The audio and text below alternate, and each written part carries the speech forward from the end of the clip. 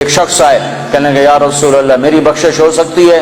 میں نے 70 لڑکیوں کو زندہ دفن کیا، 70 لڑکیوں کو زندہ دفن کیا، میری بخشش ہو سکتی ہے؟ تو آپ نے نا اس کی بات سن کر غم سے ایسے ماتھے پہ ہاتھ مارا، اوف 70 لڑکیوں، اب یوں کیا ہائے، تو اس نے کہا ہائے میں مارا گیا۔ وہ یوں سمجھا کہ اللہ کا نبی کہہ رہا ہے تیری کوئی بخشش نہیں۔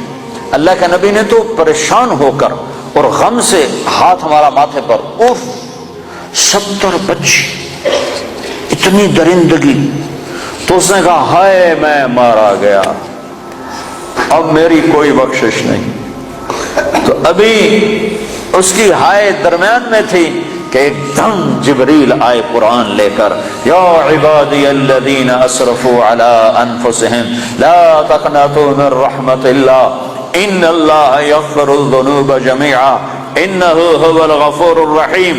اے میرے نافرمان بندو، میں سبحان اللہ میں قربان جاؤں، نافرمانوں کو کوئی پیار سے بلاتا، اپنا بچہ نافرمان ہو تو ماں اس کو کڑوے لہجے سے بلاتی، باپ سخت لہجے سے بلاتا ہے، اور میں قربان جاؤں اللہ کی رحمت پر جنہوں نے زندگی میں ایک نیکی بھی نہیں کی، ایک جن کے کھاتے میں ایک نیکی بھی کوئی نہیں ہے، تم میرے ہی ہو، میرے ہو، یا عبادی یا عبادی، اے میرے بندو۔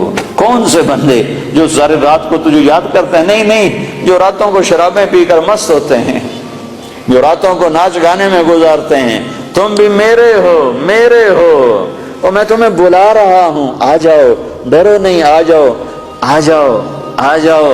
کیا کرو؟ تم توبہ کرو میں سارے معاف کر دوں گا، تم توبہ کرو میں سارے معاف کر دوں گا، تم توبہ کرو میں سارے معاف کر دوں گا۔